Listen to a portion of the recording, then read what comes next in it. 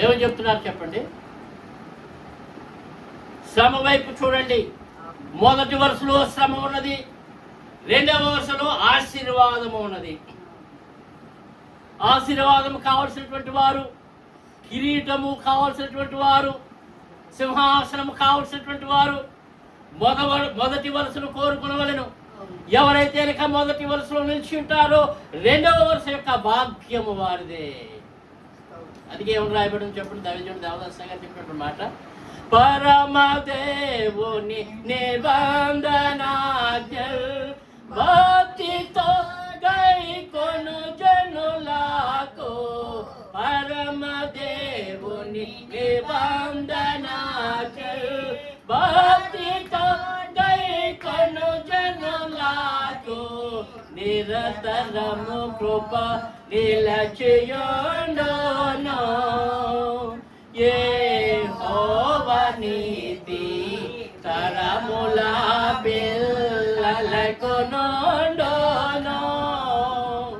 ఆ కారణముచే దేవ సంస్తుతి చేయవే మనసా, దేవ సంస్తుతి చేయు మన జీవమా యెహోవా దేవుని పావనాన మమును దీపమా, నాయంతరంగము లోవసించు నో సమస్తమా. మానవ శరీరంలో ఉన్నటువంటి రక్తము, మానవ శరీరంలో ఉన్నటువంటి మూలుగు, మానవ శరీరంలో ఉన్నటువంటి సమస్తము కూడా నా అంతరంగం సమస్తమా, నాకు కలిగినటువంటి నాకు కలిగినటువంటి సమస్తములో కూడా నీవే ఆశీర్వాదకారకుడవు. నా ఎముకలు నిన్ను స్తుతించుచున్నావని దావీదు మహారాజు అని చెప్తున్నాడు. నా రక్తము నిన్ను స్తుతించుచున్నది, నా మూలుగు నిన్ను స్తుతించుచున్నది, నా అంతరంగంలో వసించును సమస్తమా నిన్ను స్తుతించునుగాక, నిన్ను స్తుతించునుగాక, నిన్ను కొనియాడునుగాక. నిన్ను కొనియాడినప్పుడు లేని పిలవలే గంతులు వేసినటువంటి ఆరోగ్యము నీవు నాకు దయచేయదు, ఆయుష్కాలమును నీవు నాకు దయచేయదువు, తేజస్సును సంఘం యొక్క ఆశీర్వాదమును నీవు నాకు దయచేయదు అని అక్కడ పాటలో మనకు ప్రవచించుచున్నారు. అయితే ఇక్కడ మరి తెల్లటి వస్త్రములను ధరించున్నారు, మహిమ కలిగినటువంటి వస్త్రములను వారు ధరించి ఉన్నారు. ఇది క్రీస్తు ప్రభు వారి యొక్క అనుభవము, శ్రమానుభవము. పునరుద్ధాన విషయం ఏం చెప్పండి? పునరుద్ధాన విషయం వెనకాల ఉన్నటువంటి దాగి ఉన్నటువంటి ఆశీర్వాదము శ్రమానుభవము. పునరుద్ధాన విషయము, పునరుద్ధాన జయం వెనకాల దాగి ఉన్నటువంటి ఆశీర్వాదం ఏంటంటే వెనక ఏం చెప్పండి? ఏమిటి? దాచించబడినటువంటి ఆశీర్వాదం. ఏంటి దాచించేది? ఏం దాచించేది? పరమగీతంలో ఏం చెప్తున్నారు? మూయబడినటువంటి ఉద్యానవనము, మూత వేయబడినటువంటి జలకోపం. మూయబడినటువంటి ఉద్యానవనము, మూత వేయబడినటువంటి జలకోపం, మహాలోతైనటువంటి బావి. ఇది ఎలాగో చెప్పండి? మూత వేయబడినటువంటి బావి, జలకోపం. జలకోపం మూత వేయబడింది, దాచించడం అనే కదా. మూయబడినటువంటి ఉద్యానవనము, ఆదాము బయటకు తోలివేశారు కదా. ఇప్పుడు ఏమని చెప్పండి? మూయబడినటువంటి ఆశీర్వాదము, మూత వేయబడినటువంటి ఐశ్వర్యము. మూయబడినటువంటి ఆశీర్వాదము, మూత వేయబడినటువంటి ఐశ్వర్యము. ఇదే రోజున పునరుద్ధాన విజయమున, పునరుద్ధాన మహోత్సవ పండుగ రోజున ఈ యొక్క ఆశీర్వాదమును అనుగ్రహింపజేయడానికి ఆయన సిద్ధంగా ఉన్నారు. కావున ఇప్పుడు అందరూ కూడా ఎలా ఉన్నారు చెప్పండి? మనం కూడా ఎలా ఉండాలి? సంఘములో తెల్లటి వస్త్రములను ధరించుకుని ఆయన ఎదుట ఖర్జూరపు మట్టలు పట్టుకుని నిలబడినటువంటి వారమై ఉండాలి. ఆయనకు కృతజ్ఞత స్తుతులు చెల్లించు వారే ఉండాలి. దేవునికి స్తోత్రం. వారి వస్త్రం నుంచి ఎలాగున తెల్లటి మహిమ ప్రజ్వలింపబడుచున్నదో మన నోల నుండి ఆయన యొక్క స్తుతి ప్రజ్వరింపవలెను. కాబట్టి ఇక్కడ ఏంటంటే కనుక ఆయన శ్రమ పొంది ఉన్నాడు. ఏ శ్రమ పొంది ఉన్నాడు? ఆయన శిలువ శ్రమను పొంది ఉన్నాడు. మనము కూడా శిలువ శ్రమను పొంది ఉండవలెను. శిలువను భరించడానికి ధరించడానికి మనము సిద్ధంగా ఉండవలెను. జయమును పొందవలెను. దేవునికి స్తోత్రము. అలాగును పొందినట్లయితే కనుక పెళ్లి కుమార్తె యొక్క కళ మనకు అనుగ్రహింపబడెను. పెళ్లి కుమార్తె యొక్క కళ మనకు అనుగ్రహింపబడును. ఎలాగొస్తుంది పెళ్లి కుమార్తె యొక్క ముఖము? పెళ్లి కుమార్తె కళ ఎలాగ వస్తుంది మన ముఖాలలో? అది కూడా చెప్తున్నారు ఇక్కడ. వినండి ఏమని చెప్తున్నారు ఇక్కడ.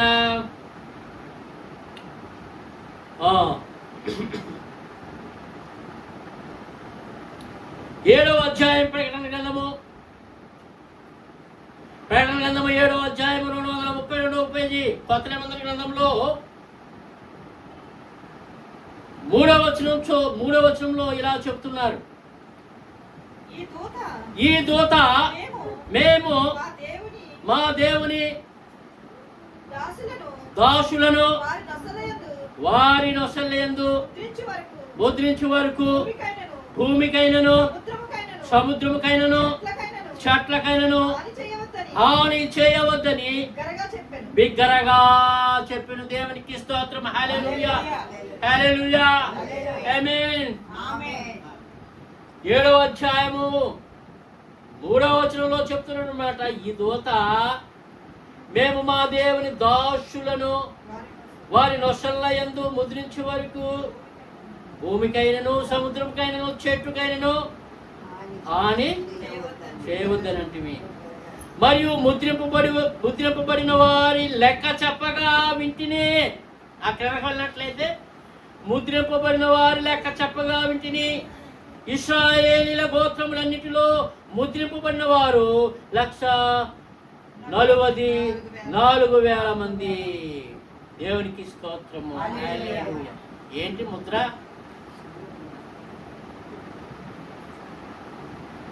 చెప్పండి. ఏంటి ముద్ర? ఏంటి అసలు ముద్ర ఏంటి? నేను మొదటే చెప్పాను కదా. ఖర్జూరపు మట్టలను ఎండబెట్టి వాటిని భస్మము చేసి ఆ భస్మమును శిలువ గుర్తు ముద్రించుకోవాలను నొసలయందు. మరి ఇక్కడ ఏంటి ముద్రది? ఆయన ఏం పొందినారో శిలువను పొంది ఉన్నారు. శిలువను పొంది ఉండడం చేత ఆయన శిలువలో తన యొక్క యవన రక్తమును చిందించి ఉన్నారు. శిలువలో తన యొక్క స్వస్థత రక్తమును, శిలువలో తన యొక్క పవిత్రమైనటువంటి రక్తమును చిందించి ఉన్నారు. కాబట్టి ఆ శిలువ రక్తం చేత ప్రతి ఒక్కరికి కూడా స్వస్థత, ఆ శిలువ రక్తం చేత ప్రతి ఒక్కరికి కూడా విమోచన, ఆ శిలువ రక్తం చేత ప్రతి ఒక్కరికి కూడా శ్రమల నుంచి విడుదల. ఇక శ్రమ లేదు, ఇక దుఃఖం లేదు, ఇక కష్టము లేదు, ఇక నష్టం లేదు. వధువు సంఘము నిండా నోటి నిండా నవ్వుండెను. మనము కలగలిగిన వారు వలెనుంటిమి. ఇది దేవుని యొక్క ఆశీర్వాదం. ఇక్కడ ఏం చెప్తున్నారు? ఇక్కడ ఏం చెప్తున్నారు చెప్పండి. సంఘమునకు ముద్ర ముద్రించాలంట. ఏ ముద్రది? ఏ ముద్రది? తన రక్తమునే శిలువ గుర్తుగా ముద్రించాలి. మరి అందరికీనా ఈ శిలువ ముద్ర? అన్యులకైనా అందరికైనా? సంఘానికైనా? 144,000 మందికి ముద్రించారు అక్కడ. అది ఆదికాల సంఘము, ఇది వధువు సంఘము. కాబట్టి కడవరి కాలం ఉన్నటువంటి సంఘములో ఎవరైతే విశ్వాసంతో ప్రార్థన చేయుచున్నారో, ఉపవాస ప్రార్థనలు చేయుచున్నారో, ఉపవాస ప్రార్థన ఏ ప్రార్థన చేయాలి? ఏ ప్రార్థన చేయాలి చెప్పండి? ప్రార్థన అంటే ఏంటి? ఏ ప్రార్థన చేయాలి? ఉపవాస ప్రార్థన చేయాలి, ఇంకేమన్నా చేయాలా? మనము పండగ ఆచరించు పూర్ణిమ నాడు ఉపవాస ప్రార్థన చేయాలి. మనము పండగ ఆచరించు అమావాస్య నాడు కొమ్ము బోర ఊదిరి ఉపవాస ప్రార్థన ప్రతిష్ఠిత చేయుడి. అది ఉపవాసం అంటే. అమావాస్య రోజున ఉపవాస ప్రార్థన చేయాలి, పౌర్ణమి నాడు ఉపవాస ప్రార్థన చేయాలి, అమావాస్య నాడు సన్నిధి చేయాలి, పౌర్ణమి నాడు సన్నిధి చేయాలి, ఉపవాస ప్రార్థన సన్నిధిని ఆచరించాలి. అది ఆశీర్వాదము. ఈ యొక్క భూలోకంలో ఉన్నటువంటి సంఘమును, వధువు సంఘమును చూసినట్లయితే కనుక ఈ సంఘమునకు ముద్రలు వేయాలి. ఏ ముద్ర వేయాలి చెప్పండి? శిలువ గుర్తు అనేటువంటి ముద్ర తమ రొసల మీద ముద్రించాలి. కాబట్టి ఇదిగో రాకడ వచ్చుచున్నది, కాబట్టి ప్రార్థన అయిపోయినది, కాబట్టి మేఘం మధ్య ఆకాశంలోనికి వచ్చిన రావడానికి సిద్ధంగా ఉన్నది. కాబట్టి ఇదిగో నా సంఘమునకు, వధువు సంఘమునకు రొసల మీద నా యొక్క శిలువలో చిందించడానికి తీయ రక్తం యొక్క ముద్రను ముద్రించే వరకు కూడా దూతలు, పరలోక దూతలు ఏమి కూడా భూలోకములకు కానీ, జీవులకు కానీ, పక్షులకు కానీ, మృగములకు కానీ, చెట్లకు కానీ, సృష్టికి కానీ ఏ హాని చేయవద్దని సృష్టికర్త యేసుక్రీస్తు ప్రభువు వారు సెలవిస్తున్నారు. దేవునికి స్తోత్రం. హల్లెలూయా. కాబట్టి ఇలాగ ముద్రింపబడినటువంటి సంఘము, ఎలాగ ముద్రలు ముద్రింపబడినటువంటి సంఘము, ఆయన శిలువ రక్తం చేత తమ నొసళ్ళ మీద ముద్రలు ముద్రింపబడినటువంటి సంఘం ఎలా ఉన్నదంటే కనుక అది ప్రకటన గ్రంథంలోనే ఉంది. 7వ అధ్యాయం 17వ వచనం చదువుకుందాం. ఏలయనగా సింహాసనం మధ్యందు గొర్రెపిల్ల వారికి కాపరి అయి జీవజలముల బుగ్గల యొద్దకు వారిని నడిపించును.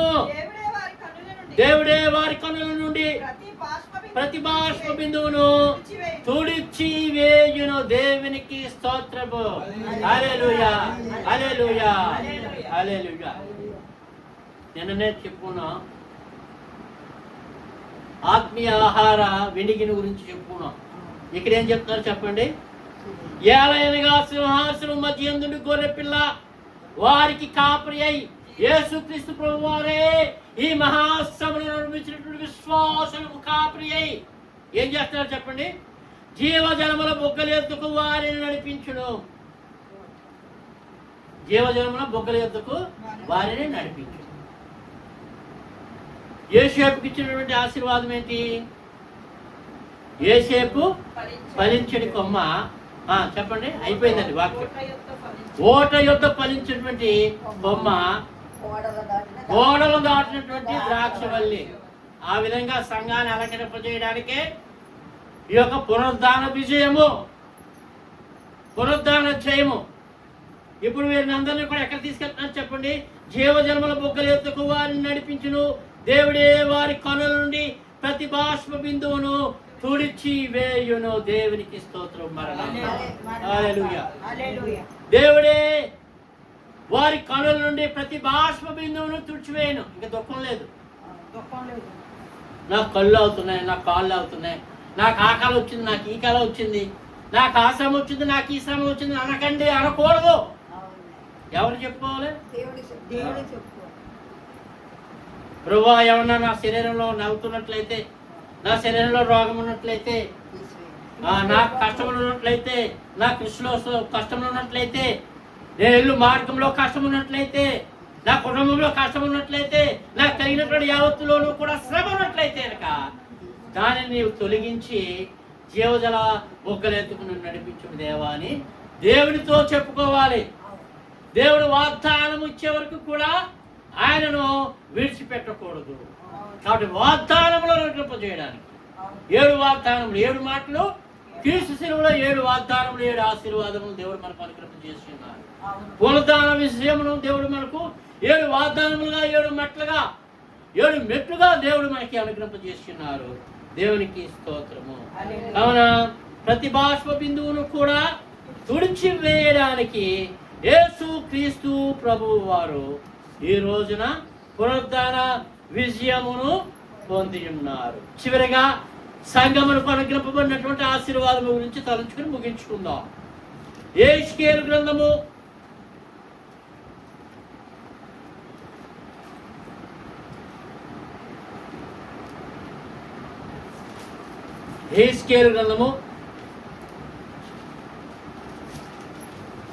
8వ పేజీ చెప్పండి నాకు.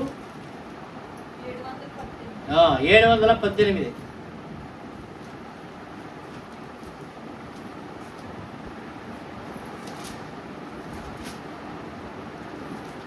యెహెజ్కేలు గ్రంథము 8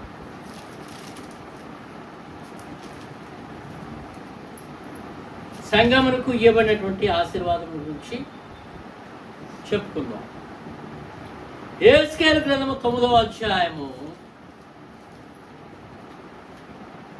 4 నుంచి 6 వచనముల వరకు చదువుకుందాం. యెహోవా యెరూషలేమును ఆ పట్టణంలో ప్రవేశించి చుట్టూ తిరిగి జానిలో జరిగిన హేయ కృత్యములను గూర్చి మూలుగులిడుచు ప్రలాపించుచున్న వారి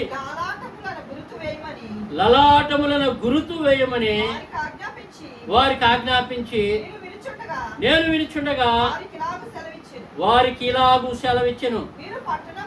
మీరు పట్టణంలో వాని వెంట పోయి నా పరిశుద్ధ స్థలము దగ్గర మొదలు పెట్టి కటాక్షమైనను కనికరమునైనను లేకుండా అందరినీ హతము చేయడి. అందరూ నశించినట్లు ఎవరిని విడిచిపెట్టక పెద్దవారిని చిన్నవారిని కన్యకలను పిల్లలను స్త్రీలను చంపవలను గాని ఆ గుర్తు ఎవరికుండునో వారిని ముట్టకూడదు. దేవునికి స్తోత్రం. హల్లెలూయా, హల్లెలూయా. దేవుడే దిగి వచ్చాడటండి. యెహోవా దేవుడు దిగి వచ్చి ఆ పట్టణం అంతా నలుదిక్కులా కూడా కలిగి తిరిగాడు. ఎక్కడ చూసినా సరే ఏ కొంచెములు ప్రార్థన లేదు, అవిశ్వాసము దుష్టత్వంతో నిండిపోయి ఉన్నది. అప్పుడు ఆయన ఎవరిని పిలిచారు చెప్పండి? దూతలను పిలిచారు. ఎవరైతే కనుక హే క్రియలు చేస్తున్నారో, దుష్టత్వంలో ఉన్నారో, ప్రార్థన ఎవరిలో లేదో, విశ్వాసం ఎవరికి లేదో వాళ్ళని అందరినీ పట్టుకుని ఏం చేయమంటున్నాడు? చంపివేయమంటున్నాడు. దేవదూతలకు ఆజ్ఞాపించాడు. ఇంకేం చెప్తున్నారు చెప్పండి? లలాటమున ఎవరికి ముద్ర ఉన్నదో వారిని మీరు ముట్టకూడదు.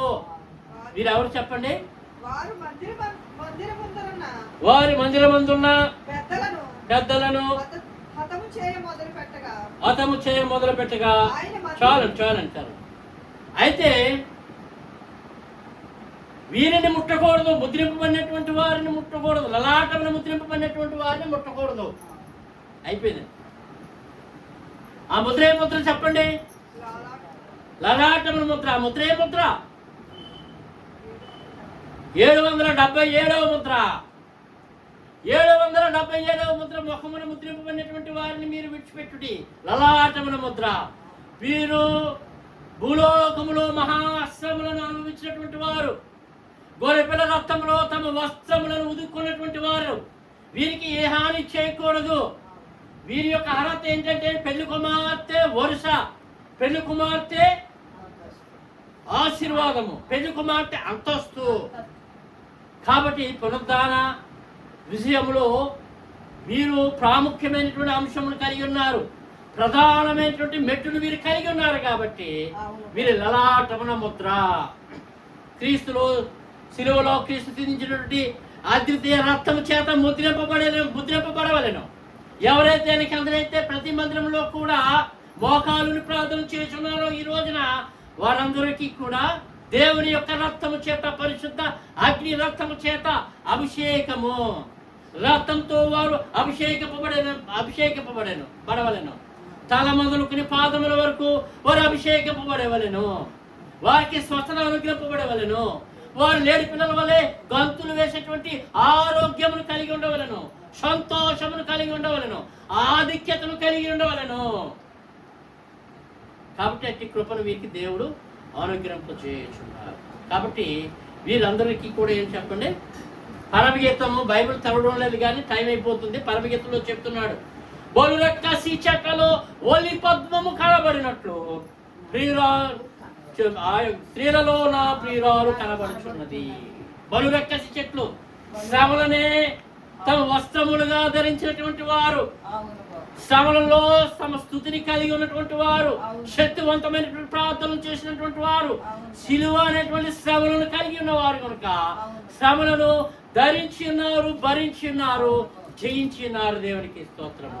కావున వారికి పెండ్లి కుమార్తె అంతస్తు అనుగ్రహింపబడుగాక. ఆమేన్. దేవునికి స్తోత్రం. చిన్న ప్రార్థన చేసుకుందాం. మా పరిశుద్ధుడైనటువంటి ప్రభువా, కొన్ని మాటలను మీరు ప్రభువా ప్రవచించున్నారు.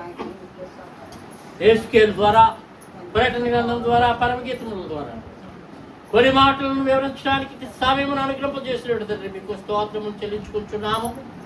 ఈ రోజున ప్రభువా వచ్చినటువంటి ప్రియ బిడ్డలందరినీ కూడా, ప్రతి కుటుంబము కూడా దీవించి ఆశీర్వదించి ప్రభువా, శ్రమలు అనేటువంటి సింహాసనం నుంచి, రోగము అనేటువంటి సింహాసనం నుంచి, వ్యసనము అనేటువంటి సింహాసనం నుంచి, మహిమ సింహాసనం మీదకి, కృపా సింహాసనం మీదకి, ప్రేమ కలిగినటువంటి సింహాసనం మీదకి ప్రభువా, వాగ్దానముల సింహాసనం మీదకి, వరములు కలిగినటువంటి సింహాసనం మీదకి తీసుకుని వచ్చినటువంటి ప్రభువా మీకు స్తోత్రములు చెల్లించుకుంటున్నాను.